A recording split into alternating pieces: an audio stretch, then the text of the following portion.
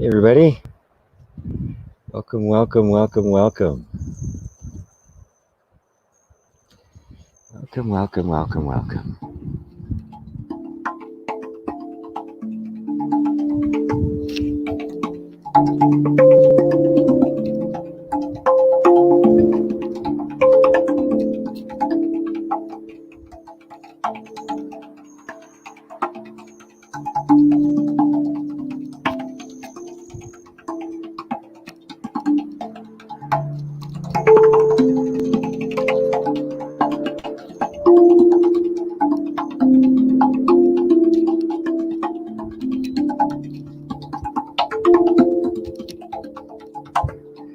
Hi everybody, and another one of my spontaneous meditations, but I had my tongue drum handy, so I thought I would, it gets in my head, I'll move it in a second. I thought I would play a little bit as people are arriving.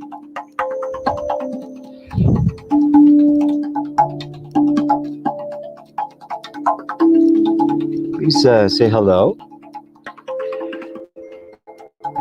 Type into the chat, and please tell me where you're watching from, and if you would, and if you're new, if you've never heard anything of mine before, never been to one of my meditations or satsangs or classes, it's always useful for me to know about first-time visitors.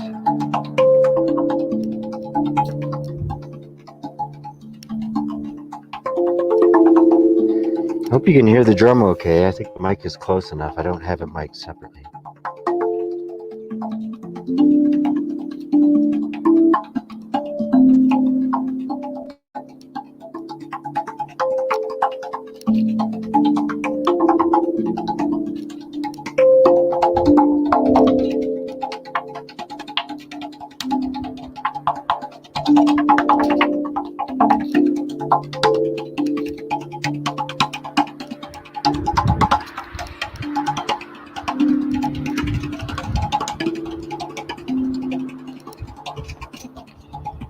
I called this meditation for today True Power. Because honestly, I've been quite concerned about the way, how every time something goes wrong, at least in this country, our government uses as an opportunity to squeeze more money out of us and to take away more rights. And I'm not a conspiracy theorist per se, but there does seem to be a concerted effort to make darkness the predominant energy on the planet. So I'm going to tilt this up a little bit so I can look at you guys. And so I was just pondering this morning as to what it means to have true power. And I was reminded of a story I heard. I think it was Osho that I heard this story from. And it was a story about Alexander the Great after he had conquered India. And I don't know if it's historically true or if it's anecdotal. Doesn't really matter, really, because it's a great story. But it has been documented that when Alexander had conquered countries in the East, that he got quite interested and captivated by the mysticism of India, which is really non-dual spirituality, the sages and the medicants and the sadhus and the like, and just the whole energy of the spirituality, which was quite different from the Greece where he came from. And so he learned of a sage, a genuine enlightened being that wasn't far from where he was encamped or whatever it was he did then. So he sent a group of men out to fetch this guy to bring him back because he wanted to talk to him about this. Well, the men came back a while later, and they didn't have him with. So he asked, well, where is he? And he said, he wouldn't come. He says, what do you mean he wouldn't come? I told him he come. He had to come. Why didn't you make him come? We couldn't. We don't know why. We just couldn't make him come. So Alexander's pretty pissed off about this. So he mounts up and he brings all these men and he goes back himself to see this guy. And he finds this little hut with this little, this little Indian wrapped in a little clothing that was characteristic. And he's and he begins a conversation with him. And he says, I summoned you. Why didn't you come? He says, I didn't want to. And Alexander says, do you know who I am? He says, I have no idea. He says, I'm Alexander the Great. To which the sage responds, anyone who calls himself great isn't. Now this obviously angers Alexander enormously, and he pulls out his sword. He says, with one swipe of my sword, I could take your head off. And the sage says to him, go ahead, and we'll both watch it fall to the ground. We'll both watch it fall to the ground. Alexander is completely dumbfounded. He leaves with all the men, and he commented later to one of his consul, how do you control a man who has no fear? The way we are controlled by our fears, which means true power is fearlessness. How do we get to a point of really not being afraid? Well, I think the first thing to understand is that the vast majority of the fear that we suffer from is psychological and imaginary. Now, people say, imaginary fear, but I feel it. Well, yes. We have to understand the way the whole nervous system works. The fear is a very natural part of us, right? Fear is what we feel when the body is preparing to run. The fight and flight mechanism. When the body is preparing to flee, to get away from danger, it's felt as fear.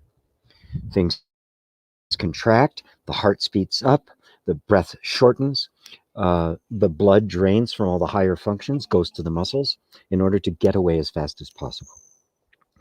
When fleeing is not an option and we have to turn to fight, that's when anger takes over. That feeling of the body preparing to defend itself at all costs is anger, seeing red and rage, entire thing, just completely out of control in the effort to protect. There are almost no circumstances that are genuine, actual fear or anger. That is, we're not being threatened by a marauding tribe. Right now, right with the spear to your throat, there's not a saber-toothed tiger chasing us down. So when you look at what the actual danger is right now, nobody should be feeling fear. Yet I don't know anybody who isn't feeling a sense of anxiety, which is simply low-grade fear. Where does that come from? It comes from our mind's obsession with what might happen. It comes completely from ruminating about circumstances in the past that we didn't like and anticipating things going wrong in the future. Now, the nervous system cannot tell the difference between a genuine threat, physical threat, right in front of you right now, and our imagination about a threat sometime in the future, which is why people say, what do you mean it isn't real? I feel afraid. Right. You have triggered the fear response within the body by an obsessive attention to an image in the mind of things going wrong. One of the reasons why the book Power of Now was so powerful and so popular is because it brought attention to the fact that right now, in this moment, there's nothing wrong. That we have to go into the future or into the past in order to create an environment that makes us feel uh, discontent, unhappy, nervous, anxious, or afraid. But if we actually step out of the past and the future and really be present in this moment, we find there's nothing here to be afraid of. One of the problems, and somebody has commented that the image is blurry. Unfortunately, there's nothing I can do about that. Because of since the quarantine, the amount of traffic for both Facebook and YouTube has been so extreme that YouTube has been, and Facebook have been lowering the resolution on images. Right? So it's unfortunate, but there's nothing I can do about it. They are also lowering it somewhat on the sound quality as well, not as much because it doesn't take as much bandwidth. So as long as you can hear me, we're good. As long as you can hear me, we're good. Um, so what I was saying is that this power to actually be present in this moment. One of the things that our obsession with what might go wrong does is that it doesn't allow us to ever feel safe. Even when we are safe and the moment is safe and we should just be able to just relax and enjoy the moment, we don't, because the mind's always going, yeah, it is, but we got to be prepared. We got to be prepared for what might be happening next. You never know. Any minute now that other shoe could drop. And of course, there's a modicum of truth in that. And that modicum of truth is what the mind hangs on to justify all its notions about what could go wrong. And let's face it, the media is all over that, right? It knows that fear sells. And so, insurance, life insurance, for post-mortem embarrassment. I mean, all of these things, what could go wrong? You never know what's going to go wrong. You always have to be prepared. I mean, it's so insane that, there are, the military has computers in bunkers, right, inside of mountains, running scenario after scenario of what could possibly go wrong, who could attack who, and what could do. I mean, just the enormous amount of energy and money and time. Think of all the innovation that is completely bound up, right, in these anticipation of the future. It's a drain on everything. Drain on our hearts, it's a drain on our minds, innovation, creativity. It's a drain on our economics. It's insanity.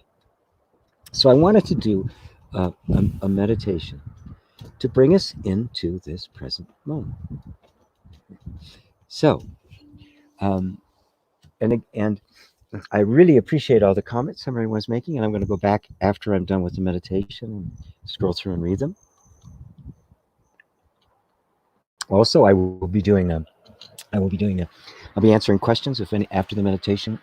Anyone would like to ask a question or make a comment, I'll be happy to do that as well. But when we start the meditation, which means when I invite you to close your eyes, and I'm going to play a little music to go along with it today. When I invite you to close your eyes and we start the meditation, you can know that once the meditation starts, any impulse to ask a question or make a comment then is the mind trying to distract you from the meditation. Okay. Is that clear? So once the meditation starts, don't follow any impulse to ask a question or make a comment or anything, because I want all of your attention out of your mind and into the pure sense of your being, which is inherently fearless. So, the drum be exposed a little bit. I'm now going to invite you to close your eyes. Take a couple of nice, deep, conscious breaths.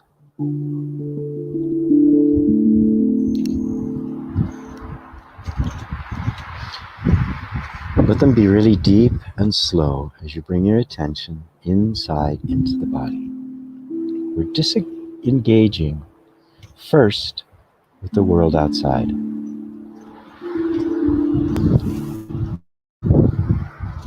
By closing our eyes, we're just completely removing most of the information that engages our attention. And just put your attention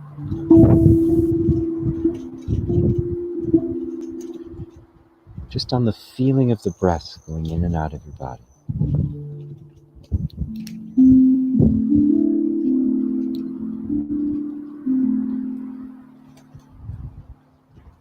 And notice the effect that that has. And then let your attention expand a little bit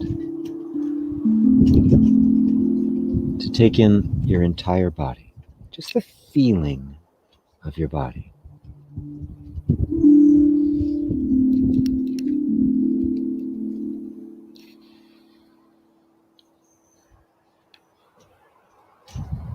And when you're doing that, your mind may kind of kick in. It may start commenting about your body. It may show you pictures of the body. Just notice that that's the way the mind operates. Say thank you. I don't need you right now. And just bring your attention back to the feeling of it. Just that sense of the field of energy that we call the body.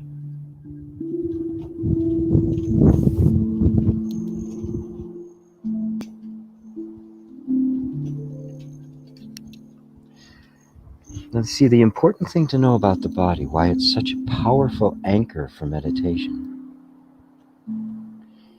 is that while the mind is always in the past or the future, the mind is always here and now. And just notice it. Confirm it for yourself. It's immediate. What you're experiencing as your body is not a thought. It's not the past or the future. It's right now.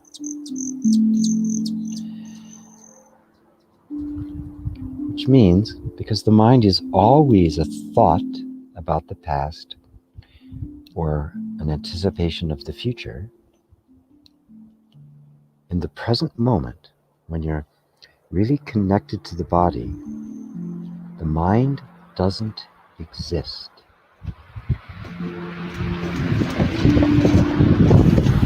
It does not exist separate from the thoughts.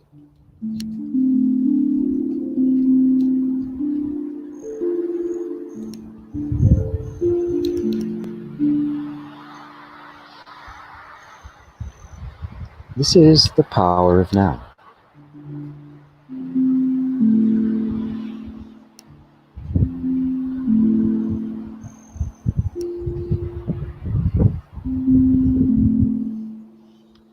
And just feel the power of it. Notice how everything just begins to calm down, because the body's not being fed images of the past or the future. So you don't have to create the sense of calm or peace or security. It's already there. It's the nature of the body.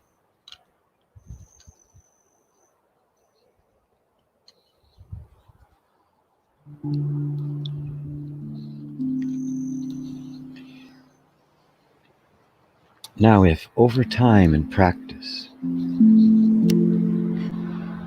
you could become anchored here, you would experience fear very, very rarely. And as even Alexander the Great discovered, you have no power over someone who has no fear. This anchoring right here is real power. Not political power. It's not the power of one person over another. It's not economic power. It is spiritual power. because it is a recognition of what is actually already here. Notice, you're not creating it. That sense of presence is effortless. It's not an invention.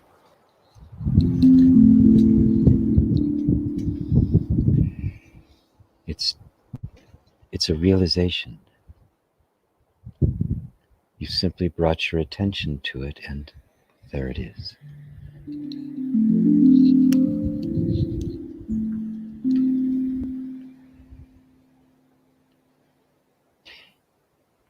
Now notice also a deeper aspect to this. The body calms and relaxes because it is simply reverting to its natural state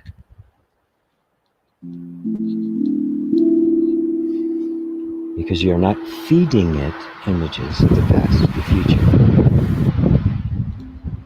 But who is this you that isn't feeding it anymore? Who is this you that is aware even of the body?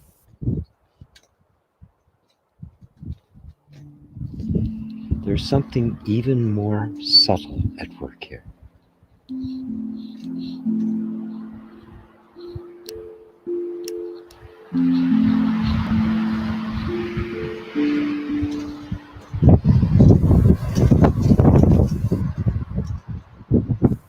Don't try to wrap any idea or concept, even a spiritual or non-dual concept, around this obvious sense of being aware of the body, aware of this energy field. We don't need to name it. Just notice it. But isn't this you? Isn't this you who's witnessing the body?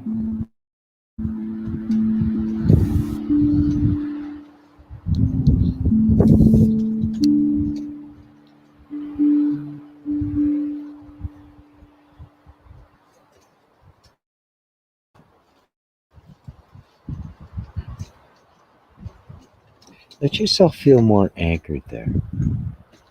Again, these are not states of mind that we're creating. This is not an altered state of consciousness.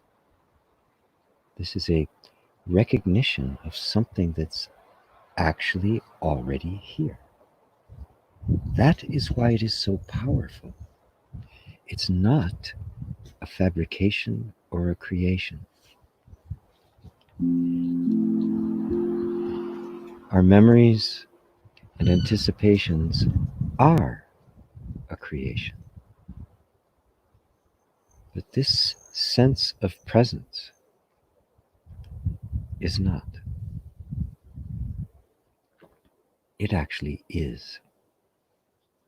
It is there whether we recognize it or not.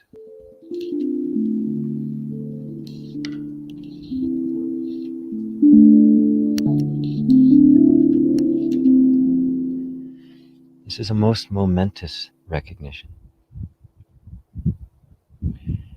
because there's nothing more powerful than what is true. Beliefs need to be sustained, but the truth is self-sustaining. This place right here that you're experiencing firsthand, which is your own nature, is the source of true power.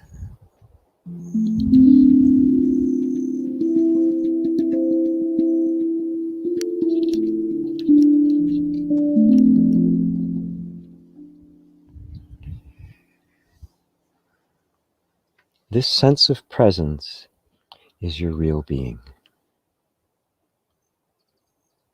And as we get ready to come back from this meditation, that is, as we get ready to once again let the attention move outward and experience the world, it is not only possible but highly recommended that you engage with the world as presence, not as person, which is memory and anticipation and habit, but to be in the world as this quiet, unmovable inner space that is true power.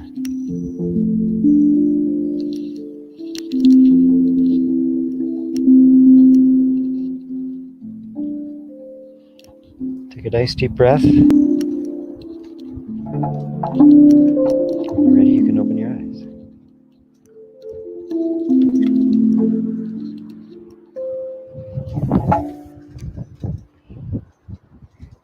It's kind of fun. I'm going to push the screen back up here a little bit so I can see you guys better. And kind of lean on the drum here and scroll through.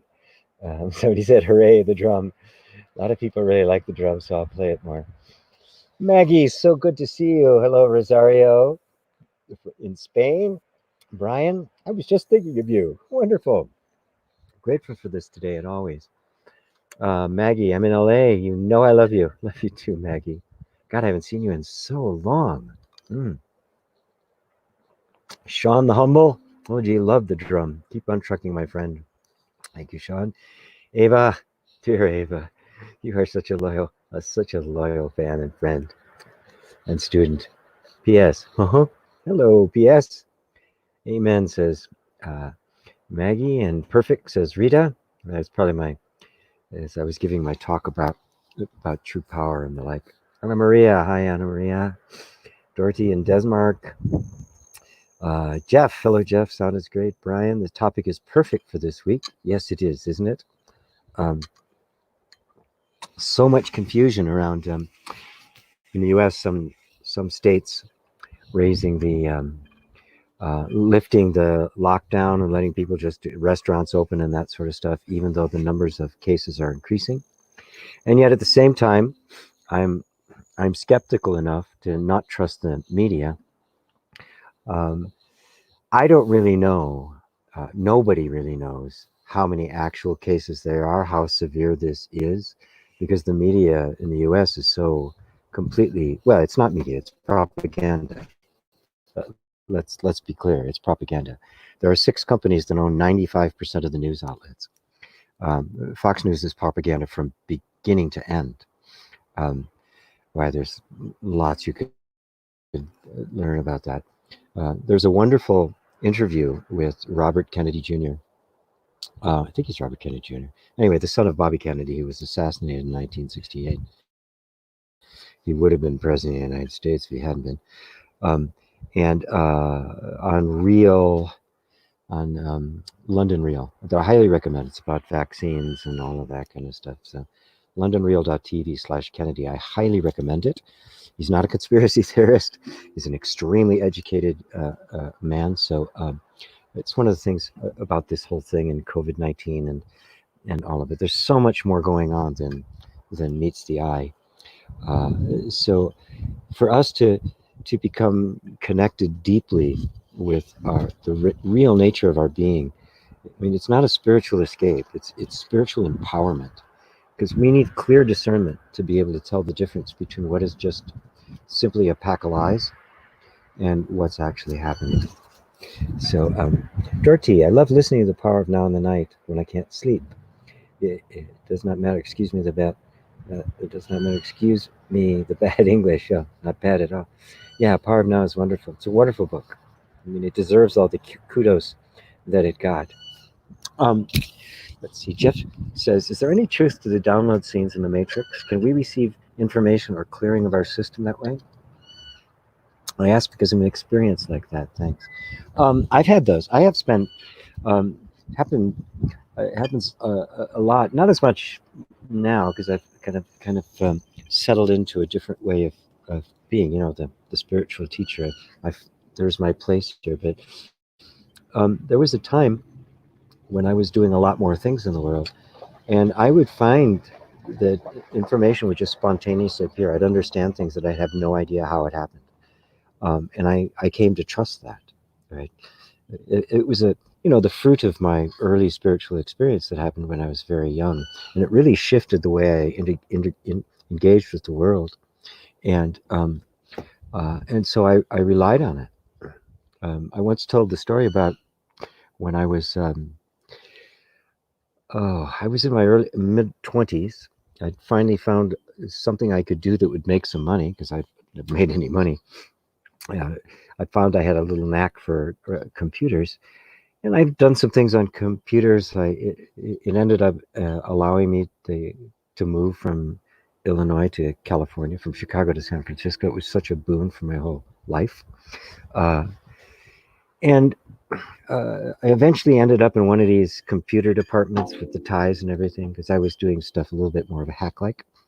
Um, and I was completely intimidated. I'd never seen these big computers, and at that time the manuals filled a wall. I mean, it was just the most complex things. And so here I am taking these manuals home every night, trying to learn this, right? Feared for my job. I finally had a little money and I didn't want to lose it, right? And I was on the bus on the way home from work. I had two manuals in my lap and I was reading them. And I'm getting more confused as time went on, the more I looked at them. And as I was sitting there, this voice just came to my head, that voice that was now familiar to me, that had been talking to you a lot, and said, Greg, it's about unfoldment, not accumulation. And I realized that I had gotten into the habit of trying to get knowledge. And I closed that manual and I never opened another one again. And I ended up doing several industry firsts that nobody had ever done before. And I never had a computer program course. I was a musician, right? So I came to rely on information spontaneously arising.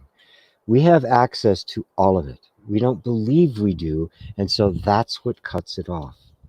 But yes, you can very naturally, spontaneously know how something works to the degree that you could even turn around and teach it. Right? So those experiences are very real. We have immediate total access to infinite intelligence. The only reason we don't is because we don't believe we do, and we're identified with this limited, finite personality. We think that's all there is to us. This body-mind conditioning, um, which really forms the boundaries of our limitations. Think of your conditioning, the conditioning you had to get into. You had to get into a particular form to survive when you were a child. But think of yourself like water, and you got put into this container, and you've forgotten that you're in the container, and you think the container is all there is to your life. That container is our sense of identity.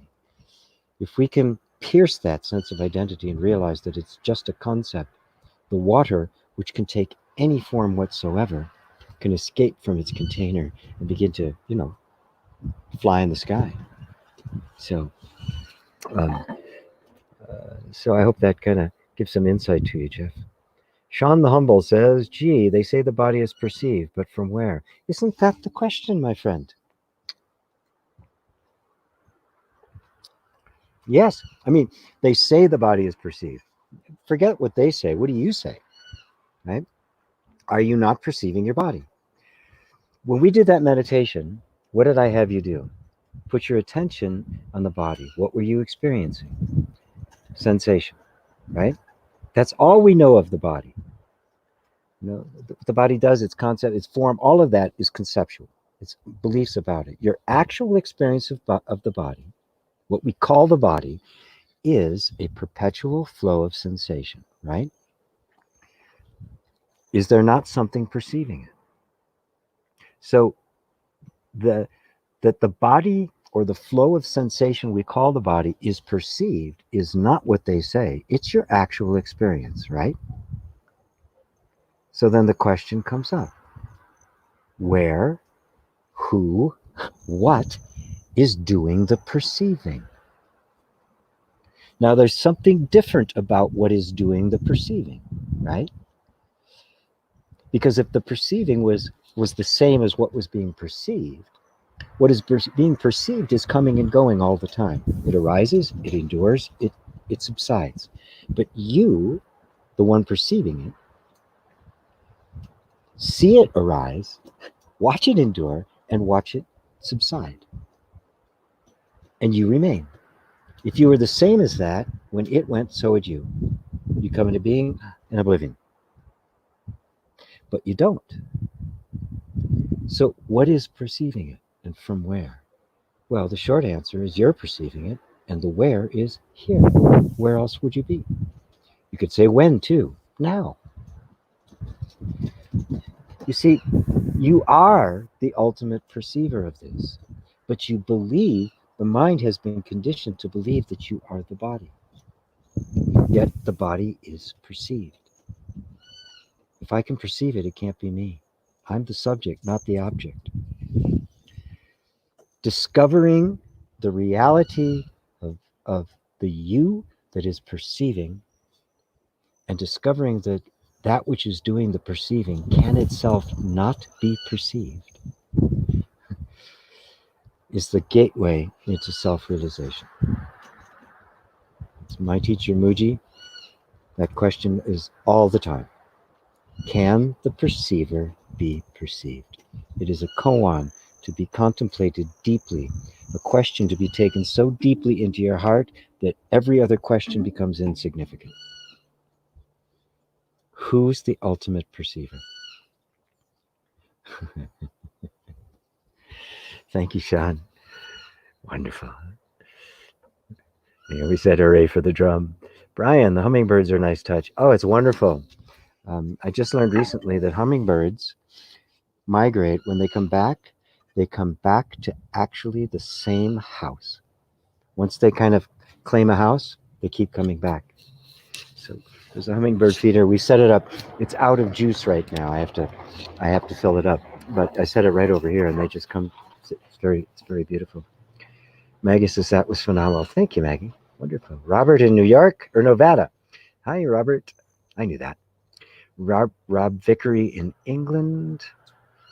Marlene's. Hi, Marlene. Love the drum. LOL. Love the drum. Live the drum. Love the drum. Thank you. It's great. Yeah, I do love this drum. Rob, I'm experiencing severe anxiety, panic on a daily basis. Will EFT help relieve this? Yes. How do I contact you for a personal session? If you want to know more about it, just send an email to support@gpwalsh.com. If you want to actually sign up for a private session, I just happen to have a link where you can sign up. When you sign up, an email will go to my assistant and she'll schedule for it. So I've got it right here. There it is. That's how you sign up for a private session. It's great. I've had several people having private sessions, which I love because I wasn't doing private sessions for a long time, and now I'm really loving it. I've, against the suggestions of all the people who give me business advice, I don't charge enough, but I've cut my prices down, especially these days. It's very reasonably priced, and it sustains me.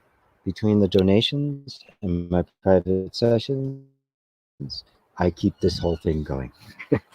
And I had like $1,500 in expenses come up that was completely unexpected. As you all know, my sound has been flaky of late, so I finally had to invest in a new thing for doing the sound. And also my computer, I spilled on it, and I had to replace my laptop, so I'm on a new one. So thanks to all of you, I was able to absorb the additional expenses. So thank you so much. So yes, sign up for a personal private session, and we can work on it with EFT, and I can show you how to do it for yourself. And there's lots of videos for it as well. plus a very good friend of mine. I'm actually thinking of doing something with him. He's a hypnotherapist, martial artist, great guy. Uh, Love him to death, like a son to me. Um, Specializes in anxiety. So I can recommend him to you as well. So those are all the things available to Rob, because you don't have to live with it, right?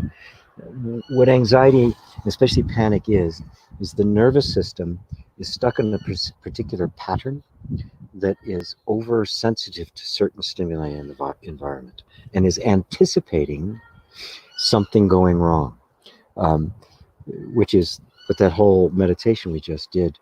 Um, so uh, to kind of get to that place where we see that it really is a habitual pattern of the mind creating the idea of something always going wrong that's actually causing it, and we can sever that link, and we can sever it through meditation and inquiry, and EFT can actually begin to eradicate it from the body. So you can become free of it, my friend.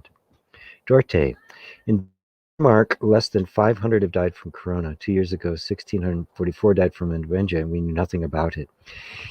Yes, well, I have talked to some medical people, trying to get a little bit educated, because I don't trust our government. The U.S. government is corrupt to the core. It is an empire which pretends to be a democracy. We don't have a democracy. The people, the statistics have shown the actual will and wishes of the people never make it into policy. It's always the 1%. So we have a plutocracy here. So I don't trust any of the information. So I do my best to gain information, and it is a more severe virus than the virus for flu. Um, so the reason not as many died in Denmark depends on how they reacted to it, how responsible the people were. You guys are much more mature people than the vast majority of the United States. The United States is willfully ignorant in most things. People are very emotional and a bit crazy. So it's really hard to get genuine information, but I do know that the governments are attempting to use this as an opportunity to increase the police state. That to me is simply a fact. Um, so we really have to be wise and pay attention. But at the same time, we can't be flippant, and because it is a very real virus, and it is a nasty one. Yes. Um, so again, we're kind of on our own, having to kind of feel this out for ourselves. But thank you for sharing that, Dorothy. Anton, I easily sense the presence. Occasionally, I feel that that it is me and the person isn't true. Most times there is belief and identification of the person. What do you do? What do you suggest to do from this place? Wow.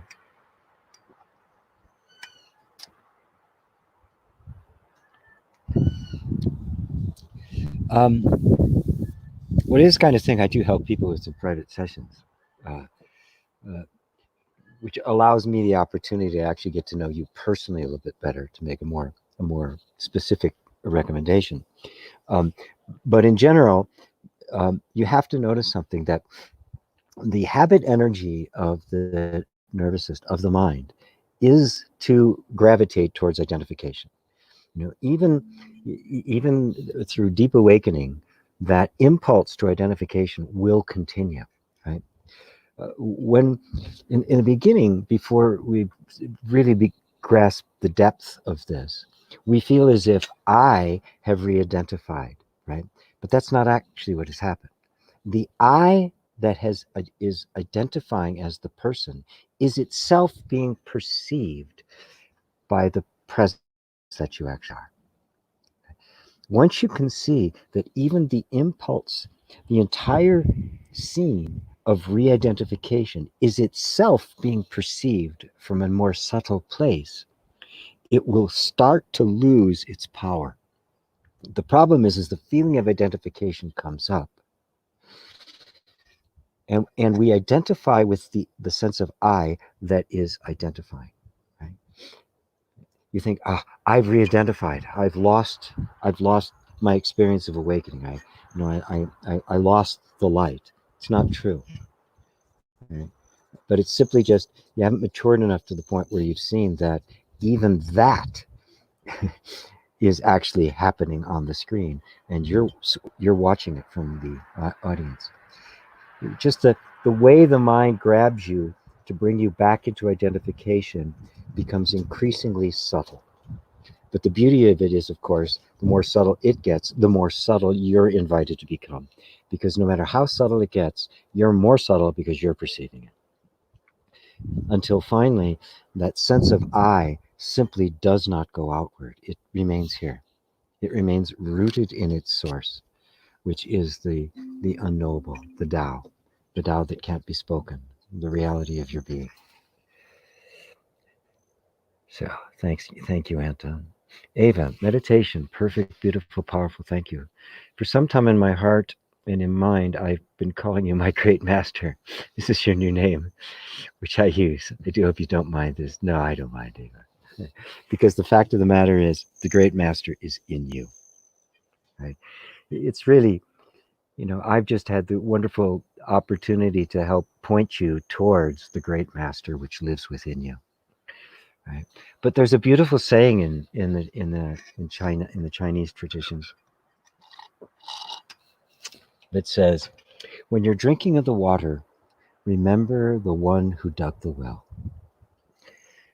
So when someone thanks me just the way I thank my master, right? Um, Ultimately, the master is in you. It's the awakening that said, you've done it. It's all been your doing. It's all been grace leading you. Um, and grace has provided along the way people to point you to. And we can't, once you've experienced the blessing, you can't help but be filled with gratitude for the ones who have pointed you there. So, um, so I don't mind you calling me that at all. But the fact of the matter is, it's really you. Brian says, "No way." Okay, well, I'm not sure what you're referring to, Brian.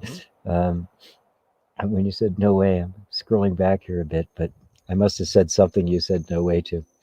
Remember, by the time I see these comments, time has gone by, so I'm not exactly sure when um, what they actually refer to.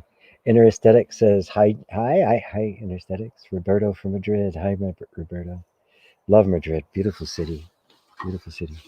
Um, okay. I think we're going to start to bring it. Anybody has any more questions or comments? Be wonderful. Otherwise, I'm going to bring it to a close right now. I have my my chakra class, my chakra workshop. Uh, the ninth week 9 of 10. It's coming up at noon, so I have to get ready for that. So in the meantime, I'll give you guys a couple more notes here, even though you won't be able to see the drum. It's such a beautiful sound, isn't it?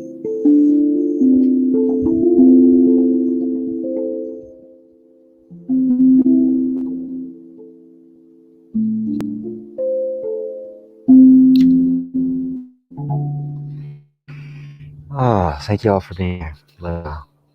Namaste.